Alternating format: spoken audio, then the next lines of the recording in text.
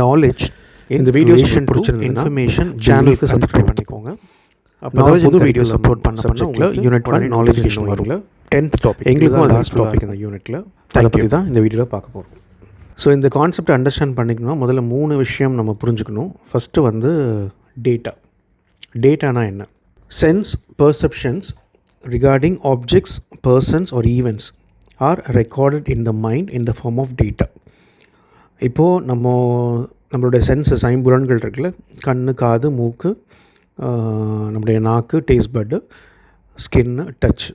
இது மூலமாக நம்ம பார்க்குற விஷயங்கள், கேட்குற விஷயங்கள், பொருட்கள், மனிதர்கள் இல்லை நிகழ்வுகள், இது எல்லாமே வந்து நம்ம மைண்டில் ஸ்டோர் ஆகுதில்ல. ஸோ அந்த ஸ்டோர் ஆகிறதுக்கு பேர் தான் data. Each small bit of information about a thing recorded in the mind is called datum. So டேட்டம்னா அந்த ஒவ்வொரு ஸ்மால் பிட் ஆஃப் இன்ஃபர்மேஷனும் நம்ம மைண்டில் ரெக்கார்ட் ஆகிறது டேட்டம் அப்படின்னு சொல்கிறாங்க. இப்போ இந்த டேட்டம்மை வந்து நம்ம அசம்பிள் பண்ணோன்னா it may indicate and attribute of a thing or a person. For example இப்போ சிங்கம் அப்படின்னா நம்ம மைண்ட்லேருந்து நம்ம ஒவ்வொரு இன்ஃபர்மேஷனும் எடுப்போம். சிங்கம் காட்டுக்குள்ளே இருக்கும், அது கர்ஜிக்கும், அது பார்க்குறதுக்கு பயமாக இருக்கும். ஸோ அதோட பல் எல்லாமே வந்து ஷார்ப்பாக இருக்கும், வேட்டையாடும். ஸோ இந்த மாதிரி விஷயங்கள் நமக்கு ஞாபகம் வருதில்ல. ஸோ இது எல்லாமே வந்து நம்ம மைண்டில் இருக்கிறது, ஒவ்வொரு இன்ஃபர்மேஷனும் ஒரு டேட்டம் நம்மளோட மைண்டில் இருக்கிறது. இப்போது இதை எல்லாத்தையும் ரிட்ரீவ் பண்ணி நம்ம அதை அசம்பிள் பண்ணி சிங்கம்னா அப்படின்னோன்னா நமக்கு இந்த ஞாபகம்லாம் வருதில்ல. ஸோ இதுதான் வந்து அந்த சிங்கத்தோட ஆட்ரிபியூட்ஸ், அதோட கேரக்டரிஸ்டிக்ஸ். ஸோ இது எல்லாமே வந்து இந்த டேட்டம் அசம்பிள் பண்ணும்போது நமக்கு வந்து கிடைக்கிற அந்த சிங்கத்தினை பற்றிய விஷயங்கள். இப்போ அடுத்த கான்செப்ட் வந்து இன்ஃபர்மேஷன்னா என்னென்னா, information refers to data that has been given some meaning by way of relation or connection. பேசிக்கலாக நம்ம டேட்டாவை எடுத்து நம்ம மைண்ட்லேருந்து எடுத்து அது எல்லாத்தையும் கனெக்ட் பண்ணி ஒரு மீனிங்ஃபுல்லான ஒரு விஷயத்தை கொடுத்தோம்னா அதுக்கு பேர் தான் information. In other words it is called processed data. இப்போ அதுக்கு எக்ஸாம்பிள் பார்க்கணுன்னா, இப்போ ஒரு பேங்க் பாஸ்புக் இருந்துச்சுன்னா அது ஓப்பன் பண்ணி பார்த்தோம்னா அதில் வந்து ஏகப்பட்ட டேட்டா இருக்கும். பர்சனல் டீட்டெயில்ஸ் இருக்கும், அக்கௌண்ட் டீட்டெயில்ஸ் இருக்கும், நம்ம கிரெடிட் பண்ணது, டெபிட் பண்ணது, செக்கு போட்டது, ஏடிஎம் வித்ட்ரா பண்ணது, இன்ட்ரெஸ்ட் வந்தது. ஸோ இந்த மாதிரி பலவிதமான டேட்டா இதில் இருக்கும். இப்போது இதுலேருந்து நம்ம ஒரு இன்ஃபர்மேஷன் எடுக்கணும் அப்படின்னா, உதாரணத்துக்கு இப்போ இந்த அக்கௌண்ட் ஹோல்டரோட இன்கம் எவ்வளோ அப்படின்னா அதில் ரெகுலராக கிரெடிட் ஆகிற சேலரி, அது இல்லாமல் வேறு ஏதாவது செக் ஏதாவது வருதா, ஸோ என்னெல்லாம் கிரெடிட் ஆகுதுன்னு பார்த்துட்டு அந்த மந்த் வந்து இவருக்கு வந்து எவ்வளோ இன்கம் வந்திருக்கு அப்படின்னு நம்ம கேல்குலேட் பண்ணோம்னா அதுதான் வந்து இன்ஃபர்மேஷன். ஸோ ஜஸ்ட்டு டேட்டாவாக இருக்கிறத அது ஒரு மீனிங்ஃபுல்லாக மாற்றினோன்னா அதுக்கு பேர் தான் இன்ஃபர்மேஷன். இப்போ டேட்டா பார்த்தோம், இன்ஃபர்மேஷன் பார்த்தோம். இப்போது நாலேஜை இதோட எப்படி லிங்க் பண்ணுறது இன்ஃபர்மேஷனோட? Knowledge is the concise and appropriate collection of information in a way that makes it useful. இந்த இன்ஃபர்மேஷனை நம்ம யூஸ்ஃபுல்லாக மாற்றினோன்னா அதுதான் நாலேஜ் அப்படின்னு சொல்கிறாங்க. Knowledge refers to deterministic process where patterns within a given set of information are ascertain. இப்போ இந்த இன்ஃபர்மேஷனில் இருக்கிற அந்த பேட்டர்ன்ஸை கன்ஃபார்ம் பண்ணுறது தான் நாலேஜ் அப்படின்னு சொல்கிறாங்க. ஸோ இன் ஷார்ட் என்ன சொல்லலான்னா, டேட்டா தான் பேஸு. அந்த டேட்டாக்கு உள்ள ரிலேஷன்ஷிப்பை நம்ம எக்ஸாமின் பண்ணோன்னா அதுலேருந்து கிடைக்கிறது இன்ஃபர்மேஷன். இந்த இன்ஃபர்மேஷனை ஒரு பர்டிகுலர் பர்பஸ்க்காக நம்ம ப்ராசஸ் பண்ணோன்னா அதுதான் நாலேஜ். இன்னும் டீட்டெயிலாக சொல்லணுன்னா, நாலேஜ்ன்றது இந்த நம்ம கிடைக்கிற அந்த எல்லா இன்ஃபர்மேஷனையும்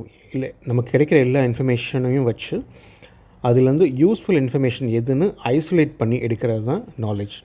இதுக்கு நமக்கு காக்னிட்டிவ் எபிலிட்டி வேணும். காக்னிட்டிவ்னால் நம்மளோட திங்கிங் எபிலிட்டி வேணும். அனலிட்டிக்கல் எபிலிட்டிஸ், அனலைஸ் பண்ணுற அந்த எபிலிட்டி வேணும். இது ரெண்டும் இருந்ததுன்னா நம்ம நாலேஜ் கெயின் பண்ணலாம் அப்படின்றது தான் இதில் அவங்க சொல்ல வர விஷயம். அடுத்து நாலேஜ் அண்ட் பிலீஃப். நாலேஜையும் பிலீஃபையும் எப்படி லிங்க் பண்ணுறாங்க அப்படின்னு பார்க்கலாம். பிலீஃப்ன்றது என்னென்னா, belief is accepting something as true even in the absence of any evidence. இப்போ ஒரு விஷயம் வந்து சயின்டிஃபிக்காக ப்ரூவ் ஆகிருக்கு அப்படின்னா அதை நம்ம பிலீஃப்னு சொல்ல மாட்டோம். ஏன்னா அதுதான் உண்மை. ஃபார் எக்ஸாம்பிள் சன் வந்து ஈஸ்ட்டில் ரைஸ் ஆகி வெஸ்ட்டில் வந்து சன்செட் ஆகுது அப்படின்றது வந்து பிலீஃப் கிடையாது, அதுதான் ட்ரூத். ஏன்னா அது வந்து சயின்டிஃபிக்காக ப்ரூவ் ஆகிருக்கு. பட் பிலீஃப்ன்றது என்னென்னா அதுக்கான எவிடன்ஸ் எதுவுமே இருக்காது, ஆனாலும் நம்ம வந்து அது உண்மை அப்படின்னு சொல்லி நாம் நம்புறதுக்கு பேர் தான் belief. Most of the religious practice நம்ம ஃபாலோ பண்ணுறது எல்லாமே பிலீஃப் பேஸ் தான். எல்லா ரிலீஜனுமே வந்து பிலீஃப் பேஸ் தான். இதற்கான சாலிட் எவிடன்ஸோ சயின்டிஃபிக்கான எவிடன்ஸோ இல்லைனா கூட உலகம் ஃபுல்லாக இருக்கிற எல்லா மக்களும் நாம் வந்து இந்த கடவுள் நம்பிக்கை இருக்குது, நம்மளுடைய மதத்து மேலே நம்பிக்கை இருக்குது, அது எல்லாமே பிலீஃப் சிஸ்டம் தான் கீழே தான் வரும். ஆக்சுவலாக சில நேரங்களில் இந்த பிலீஃப் உண்மையாக கூட இருக்கலாம். சிலர் வந்து இதற்கான எவிடன்ஸை தேடியும் போகலாம். ஆனால் நம்மளோட இன்னர் கான்சைன்ஸ், நம்ம மனசாட்சி என்ன சொல்லுதோ அதுதான் வந்து இந்த பிலீஃபோட பேசிஸ். ஸோ அதை பேஸ் பண்ணி தான் நம்ம எல்லாருமே வந்து இயங்கிக்கிட்டு இருக்கோம் இந்த உலகத்தில். ஸோ ரிலீஜன்ஸ் ஆல்ரெடி பார்த்த மாதிரி மோஸ்ட்லி எல்லாமே பிலீஃப் பேஸ்ட் சிஸ்டம் தான். இதை வந்து நம்ம எவிடன்ஸ் வச்சு ஜஸ்டிஃபை பண்ணுறதோ அதற்கான வாய்ப்புகள் கம்மி. ஆனால் இந்த பிலீஃப் வந்து நமக்கு கம்ஃபர்ட் அண்ட் சொல்லாஸ், நமக்கு ஒரு ஆறுதல் கொடுக்குது, நமக்கு ஒரு கம்ஃபர்ட் கொடுக்குது. ஸோ அதனால தான் உலகத்தில் இருக்க எல்லாருமே இந்த பிலீஃப் சிஸ்டத்தை ஃபாலோ பண்ணுறோம். அதே மாதிரி beliefs which are based on evidences or false beliefs only.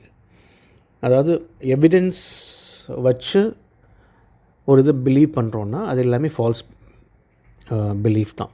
Those who refuse to examine the evidences provided are superstitious. அதாவது ஒரு விஷயத்தை நம்ம பிலீவ் பண்ணுறோம், அதுக்கு ஒரு எவிடன்ஸ் இருக்குது, அதாவது இது இப்படி தான் அப்படின்னு எவிடன்ஸ் இருக்குது, இல்லை இது மாதிரி கிடையாது அப்படின்னு எவிடன்ஸ் இருக்குது. ஸோ எவிடன்ஸ் இருந்தாலும், ஸ்ட்ராங்கான எவிடன்ஸ் இருந்தாலும் அதை அக்செப்ட் பண்ணாமல் இருக்கிறதுக்கு பேர் தான் வந்து சூப்பர்ஸ்டிஷியஸ், மூட நம்பிக்கை அப்படின்னு சொல்கிறாங்க.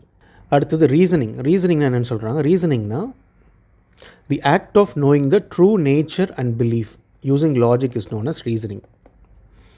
நமக்கு ஒரு பிலீஃப் இருக்கலாம், அதே மாதிரி அதுக்கு பின்னாடி இருக்கிற உண்மை என்னென்னு நம்ம வந்து அண்டர்ஸ்டாண்ட் பண்ணி லாஜிக்கலாக அதை அண்டர்ஸ்டாண்ட் பண்ணிக்கிறதுக்கு பேர் தான் வந்து ரீசனிங். ஸோ ரீசனிங் 2 டைப் இருக்குது, இண்டக்டிவ் ஒன்று, டிடக்டிவ் ஒன்று. ஆல்ரெடி டீட்டெயில் நம்ம பார்த்துருக்கோம் அதை பற்றி. Reasoning helps us to identify the true beliefs fact and reject the false belief. True பிலீஃபை அக்செப்ட் பண்ணிக்கிறதுக்கும் ஃபால்ஸ் பிலீஃபை ரிஜெக்ட் பண்ணிக்கிறதுக்கும் இந்த ரீசனிங் ஹெல்ப் பண்ணுது.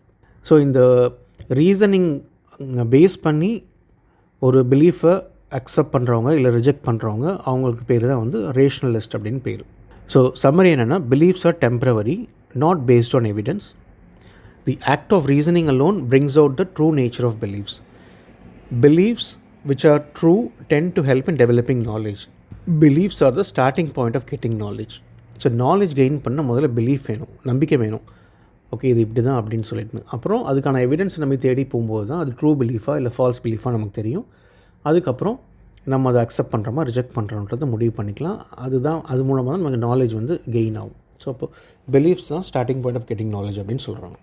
இப்போது இந்த பிலீஃப் நாலேஜையும் ட்ரூத்தோட லிங்க் பண்ணுறாங்க. Knowledge is a mental state, that is knowledge exist in one's mind. நாலேஜ்ன்றது ஒருத்தரோட மைண்ட்லேயும் இருக்கிற விஷயம் தான். ஸோ இப்போ இண்டிவிஜுவல் டஸ் நாட் திங்க், இப்போ ஒருத்தரால் வந்து யோசிக்க முடியல அப்படின்னா அவருக்கு பிலீஃப் இருக்கிற வாய்ப்பு இல்லை.